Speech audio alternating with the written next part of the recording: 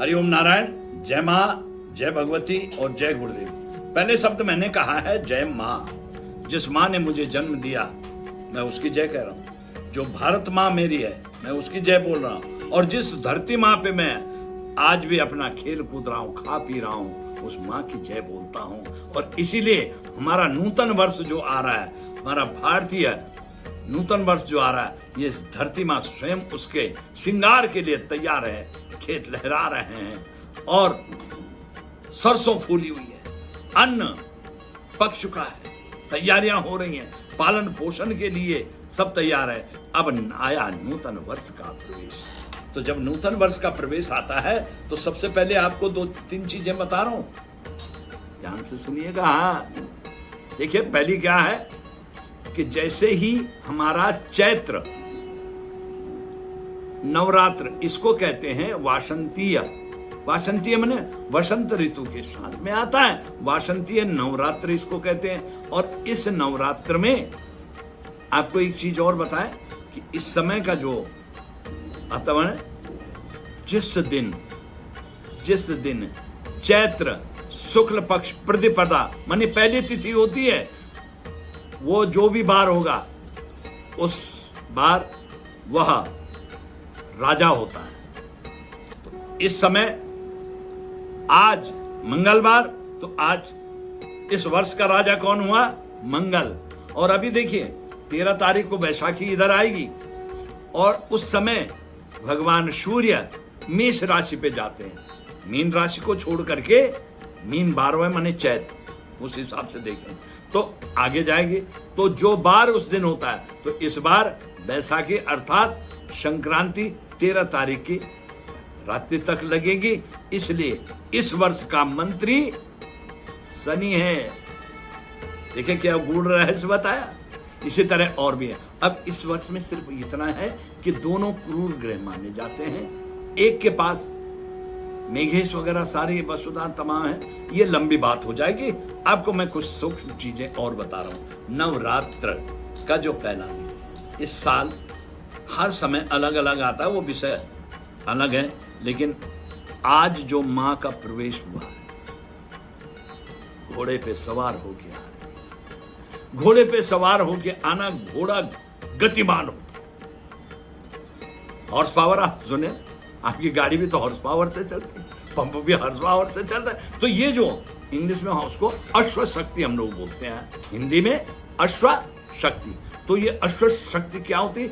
गतिशील होती है। इसलिए गतिशील तो वर्ष रहेगा ही, साथ में उसे बहुत अच्छा नहीं, तीव्र गति भी अच्छी बात। लेकिन एक सुखद और भी है, यानी कि 17 तारीख अर्थात रामनवमी, जहां राम जन्म हुआ, और उसके बाद जब देवी जी विदा होती हैं तो हाथी पे बैठ के जाएगी।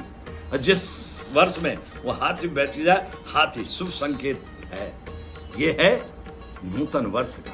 और अब एक और बात बताऊं, वर्ष में नाम होते हैं इनके। इस वर्ष हमारा पिंगल नामधारी संवत्सर चलेगा। संकल्प आदि जो हम जैसे लेते हैं, इस संकल्प में हम लोग उसका पिंगल नाम से उसे पुकारें। बहुत ज्यादा प्रपंच में न पड़ो।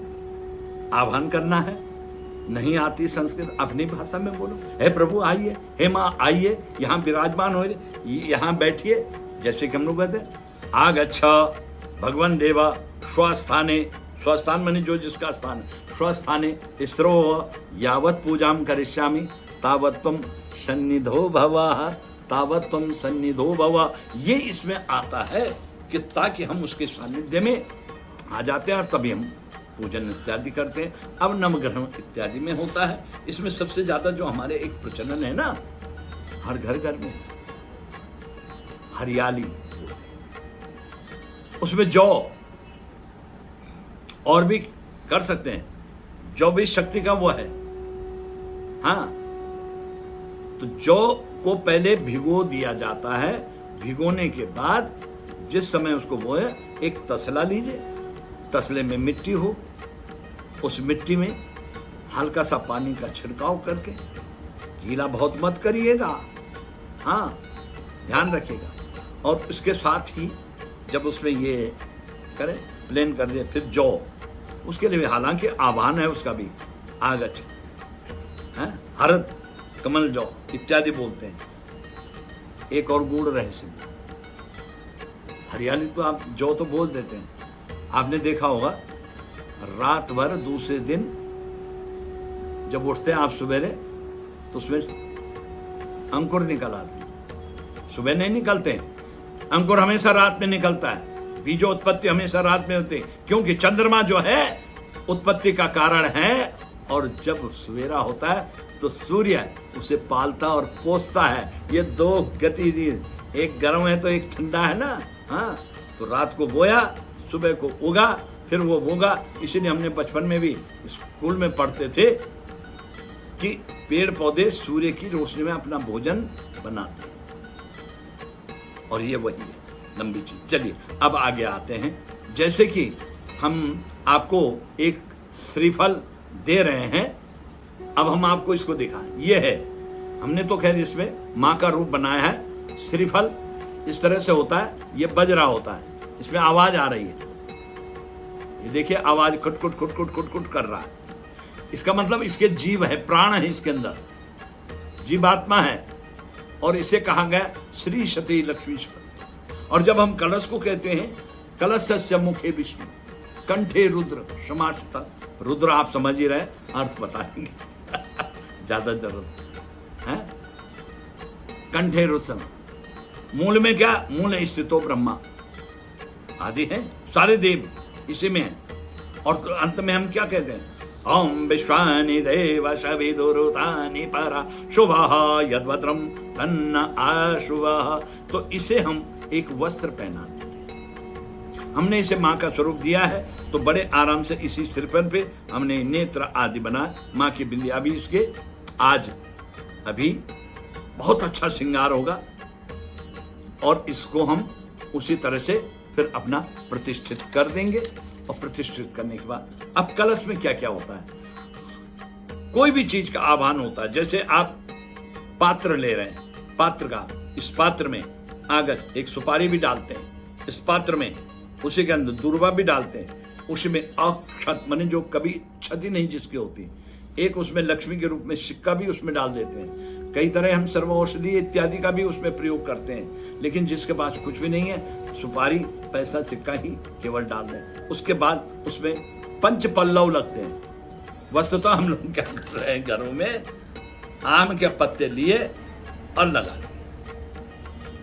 एक और चीज बता रहा हूं, ध्यान रहे, कई जगह मैं देखता हूं, लेकिन मैंने अपने दिमाग से और जो मुझे घर में सीख मिली, आम के पेड़ का डंठल तोड़ देते हैं। इतनी बड़ी जनसंख्या है और सब लोग उस आम के पेड़ को तोड़ तोड़ के करेंगे तो निर्मुंडा हो जाएगा वो।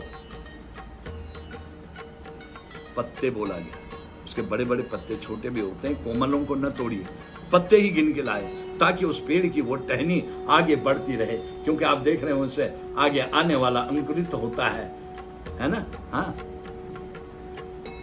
घर बीच बीच में कभी इसी तरह दिखाऊंगी चीजें, सारी चीज बताऊं। तो पत्ता तोड़ी, पत्ते में क्या लगता है, आम, पीपल, बरगद, पंच पल्लवों में आते हैं। अशोक मिल जाए, पाकड़ मिल जाए, गूलर, पाकड़ इत्यादि इनको बोलते हैं, हमारे पंच पल्लवों में आते हैं।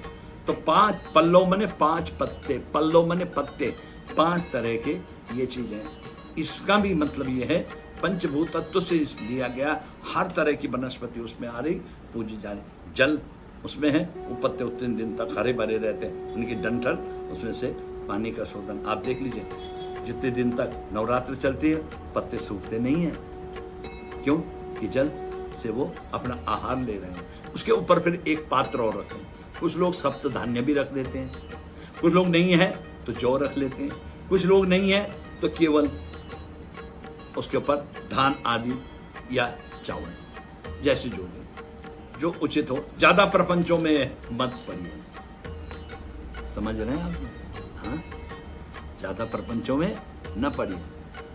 दुर्गा सप्तशती में उसी में श्री यंत्र की परिणति, बिंदु त्रिकोण संगीत, उसमें एक बिंदु होता है जो सबसे ऊपर होता है, फिर उसमें कई कोण होते हैं, बहुत लंबा विषय है। और हम आपको एक बता रहे हैं चित्र सहित। देखिए हमारे मंदिर में रखा हुआ है जी। ये देखिए, आप इसे देखिए, यह है श्री चक्र, ये हाथ से इस तरह बना हुआ है। और दूसरा श्री चक्र आपको मैं दूसरे दिन बताऊंगा कि वो चांदी में निर्मित है, बाद में इसको बताऊंगा कि मंदिर में हमारे इस रामेष्ट कहते हैं हनुमान जी के। राम किसके इष्ट हैं? हनुमान जी, हम सबके। इसलिए इस रामेष्ट मंदिर से आप लोग ये सब चीजें देख रहे हैं, कर रहे हैं। अब अपने यहाँ जो भी करें, माँ का आसन हरियाली बोए, पहले दिन उसको आच्छादित कर दें, पत्तों से ढक दिया जाए, कलश स्थापना कर दी जाए, और 2 दिन बीतने के बाद तीसरे दिन उनको हटाएंगे तो आपको अंकुरित होंगे। फिर उसमें नियम अखंड ज्योत।